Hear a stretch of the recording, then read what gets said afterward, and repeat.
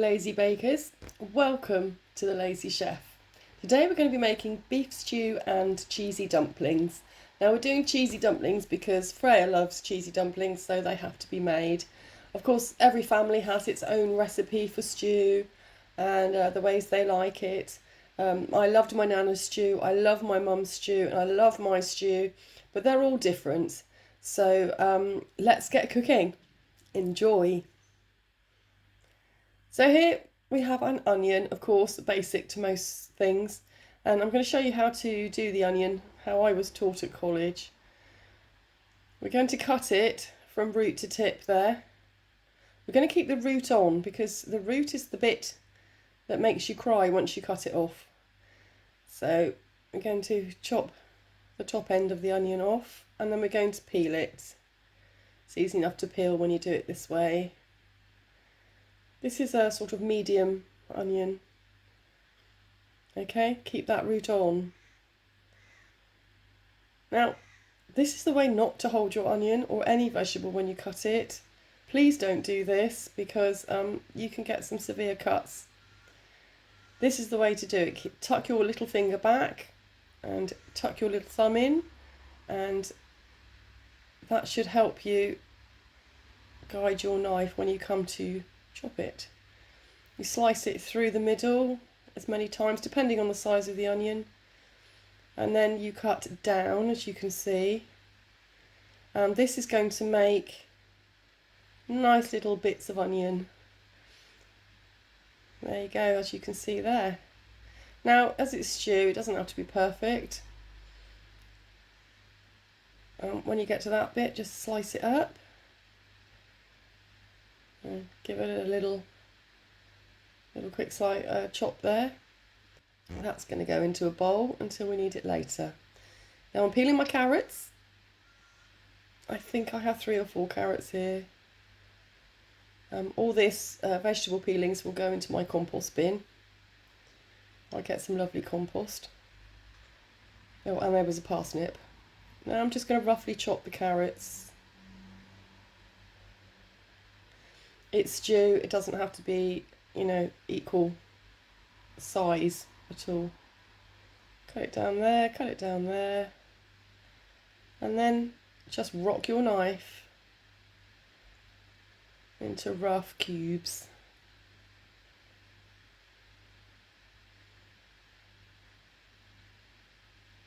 Look, see, I'm keeping my fingers out of the way and using them as a guide to cut.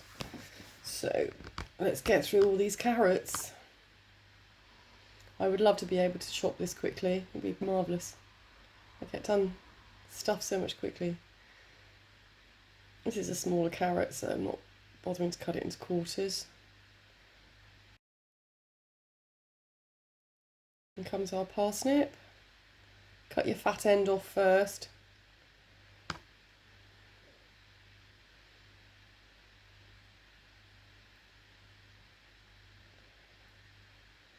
And then your little end.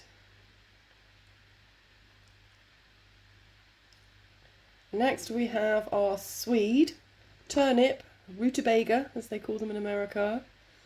Now these are quite hard, so you need to be very careful when cutting one of these. I find it easier to chop it first before I peel it. So just cut it up as best you can. I love this peeler, it's my favourite peeler of all time. I think I got it from Lakeland years and years ago. Get all the peel. It's pretty easy to peel. And I've got a little eye there that I'm going to get rid of with my vegetable knife. There we go. And then you just simply do the same with your turnip, swede, rutabaga. I love that so many things have so many names. Actually, on the website, I've got a page of things that have different names in different places that you might be interested in. Save a bit of confusion if you're watching a recipe or learning a recipe from a different culture. The link to the website, of course, will be down below.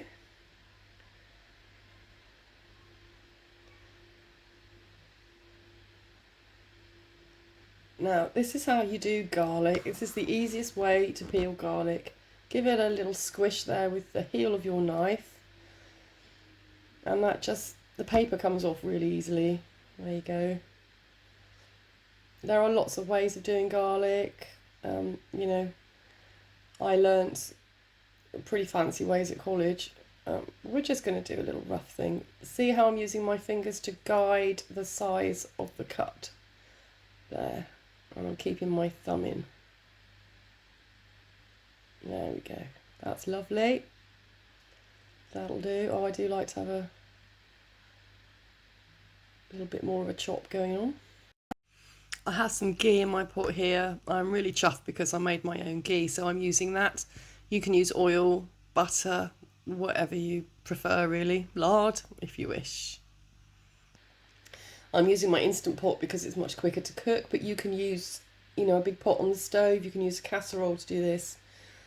I forgot to put the leeks in. I completely forgot the leeks at this point. I will add them later. You just want to soften your onions a bit. And then you add your garlic. Garlic releases its fragrance and its flavour much quicker than onions do. So you want to add that after you've softened your onions. And just, you know, cook it for a minute or so.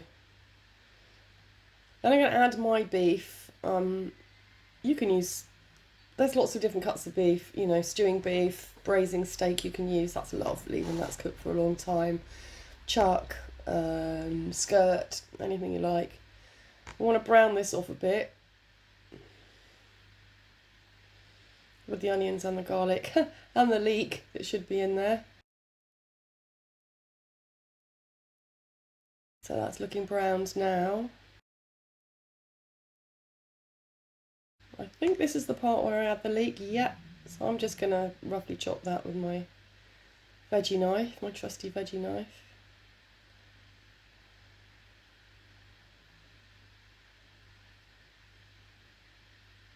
Add that in. It won't really make much difference. It would have been nicer to add it with the onions, so could have caramelised a bit. So you're going to mix all that up. And then we're going to add our parsnips, our swede and our carrots. Such pretty colours. I'm going to give it a really good stir around. Everything should be mixed up well. It's so pretty, look. Now we're going to add our beef stock. I made this with 2 beef oxo cubes, stock cubes. I can't remember how much water.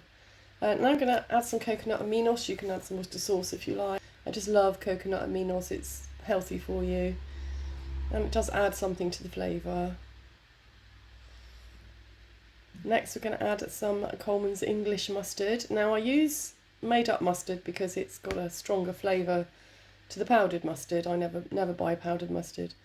And of course English mustard goes very, very well with beef. If you don't have English mustard, you can use any mustard you like, but I find this is best. Give all that a good stir in. Also need to season it, bit of pepper, not too much salt because there's a lot of salt in stock cubes.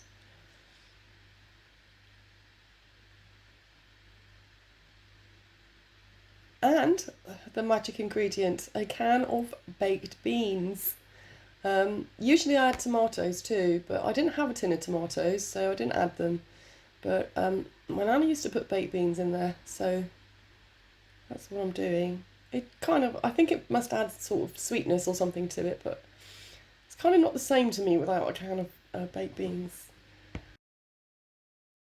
So another good stir. And then I'm going to put the lid on and I'm going to cook it on high for 20 minutes in my Instant Pot. You can cook it for a couple of hours in your oven, in a casserole or on your hob. Now we're going to make the dumplings. Here I have vegetable suet. I prefer beef suet, but vegetable suet is what we have.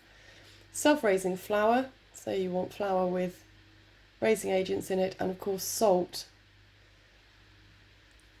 So I've measured out my suet and my flour, and I'm going to add my salt, and I'm going to add some water in there.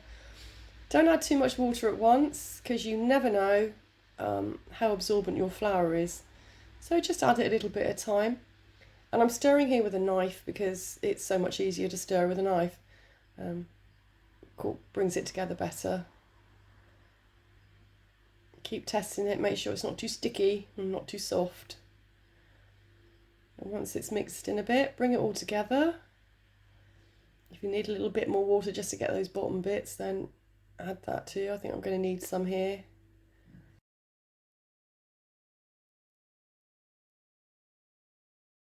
Yep. Pop that in. Give it a good old mix again. Not too wet, not too dry. You don't want it falling apart. But also if it's too wet, you get really heavy dumplings and you don't want that. Clean off the edge of the bowls with the dough. I'm just going to give it a quick knead so it all comes together. And I'm going to divide it into 8 pieces.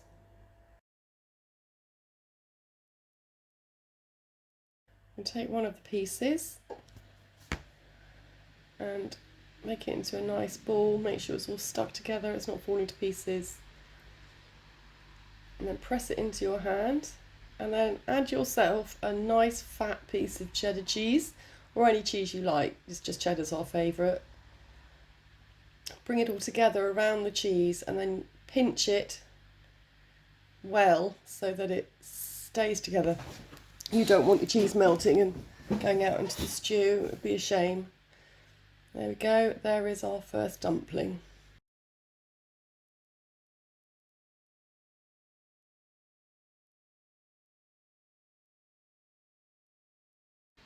They're all done. Put them in a bowl for a minute.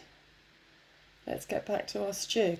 So I've put all the dumplings in the stew and I'm going to make sure they're all covered in the liquid.